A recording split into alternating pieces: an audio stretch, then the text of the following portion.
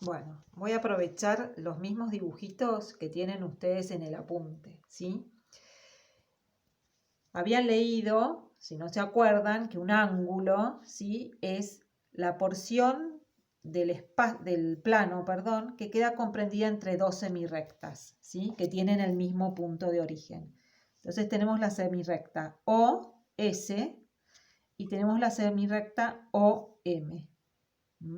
Entonces, lo que está en amarillo es un ángulo, porque es la parte del plano que está comprendida entre estas dos semirrectas que tienen el mismo origen, ¿sí?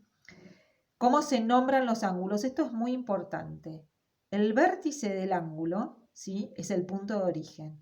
Entonces siempre voy a nombrar SOM, entonces me refiero al ángulo amarillo, y el O es el vértice. Y por ejemplo, el MOR va a ser el ángulo rojo. Si tuviese un solo ángulo con vértice O, podría solamente poner ángulo O.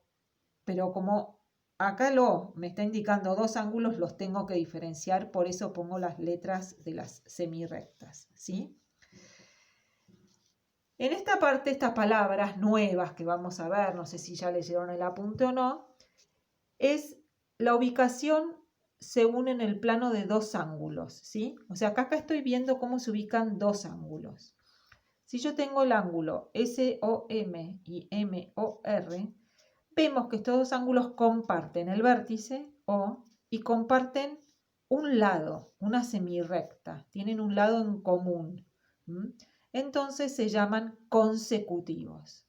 O sea, los ángulos consecutivos son los que tienen un lado en común, en este caso OM, y un vértice en común. Cuando no tienen ni lado ni vértice en común, se llaman no consecutivos, ¿sí? Los no consecutivos pueden tener vértice en común, pueden tener lado en común, pero no las dos condiciones. En este caso, vamos al ángulo amarillo, que es el UOX, y el ángulo colorado, que es el NOK, ¿sí? Tienen el vértice, lo tienen en común, pero como no tienen lado en común, no son consecutivos, ¿sí? Entonces, para diferenciar consecutivos y no consecutivos, el consecutivo tiene vértice y lado en común. El no consecutivo pueden tener nada en común, ni vértice ni lado. Pueden tener vértice común, pero no lado en común. Y es raro que tengan lado en común y no vértice. Pero entonces son no consecutivos, ¿sí? Esto es según cómo se ubican en el plano. Otra forma que se pueden ubicar en el plano son los opuestos por el vértice, ustedes ya los conocen, ¿sí?, que son ángulos no consecutivos, ¿sí?, porque si bien tienen el vértice en común, no comparten lado, no son consecutivos, ni el rojo ni el amarillo, ni el AOB ni el DOT, ¿sí? Pero lo que tienen para decir que son opuestos por el vértice es que los lados son semirrectas opuestas, ¿sí?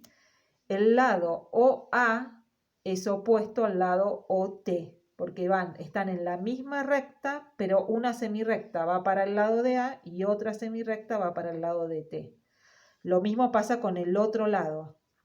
OB es opuesto a OD.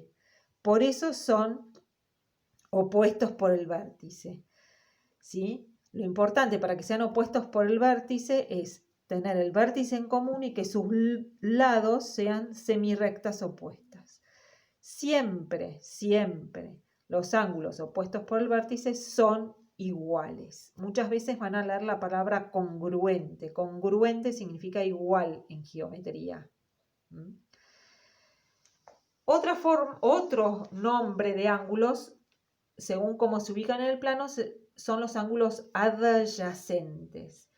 Los ángulos adyacentes son los ángulos consecutivos, o sea que tienen un lado, que en este caso es OS, y el vértice O en común, y que además suman entre los dos 180 grados, ¿sí? Entonces, JOS y SOF son consecutivos porque tienen vértice común y lado en común, ¿sí? Y suman entre los dos 180 grados, porque los lados que no son comunes, el OF y el OJ, forman una recta, ¿sí? Entonces, para que sean adyacentes, siempre van a sumar 180 grados y van a ser consecutivos. Tienen que cumplir esas dos condiciones para ser adyacentes. Y por último, tenemos que ver cómo se relacionan dos ángulos en base a lo que suman entre los dos, ¿sí? Entonces, si suman 90 grados, se dice que los ángulos son complementarios. Acá ven que están nombrando los ángulos con letras griegas, porque los ángulos también se pueden nombrar con letras griegas. Esta es la letra alfa, esta es la letra beta. Entonces, cuando entre los dos suman 90 grados, se dice que son complementarios. Entonces, yo puedo decir que alfa es el complemento de beta, porque es lo que le falta a beta para llegar a 90 grados. O beta es el complemento de alfa, porque es lo que le falta a alfa para llegar a 90 grados. Acá tenemos un ejemplo de que si alfa mide 35, beta mide 55, entre los dos suman 90, son complementarios. Y cuando suman, no importa, en este caso están puestos consecutivos, pero pueden ser complementarios sin ser consecutivos. Mientras entre los dos sumen 90 grados, perfecto, son complementarios. Y cuando entre los dos suman 180, se los llama suplementarios. Acá tenemos el ángulo A y el ángulo B. Entre los dos suman 180 grados. Acá nos pone un ejemplo, que el ángulo A es 60, que el ángulo B es 120, forman un ángulo llano. Cuando suman 180 grados, sean consecutivos o no sean consecutivos, se llaman suplementarios.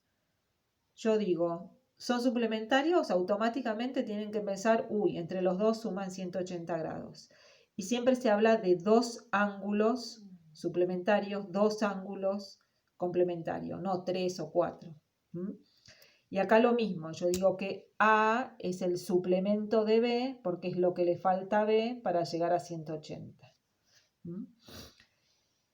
Y entonces ahora aprenderse todas estas palabritas de memoria, pero entendiendo consecutivo, lo que es suplementario, complementario, opuesto por el vértice, adyacente.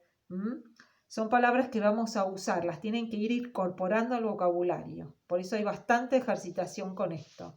Yo lo que les recomiendo es que la anoten, que hagan esquemas, que vuelvan a dibujar los ángulos, porque es la forma de que se les va grabando.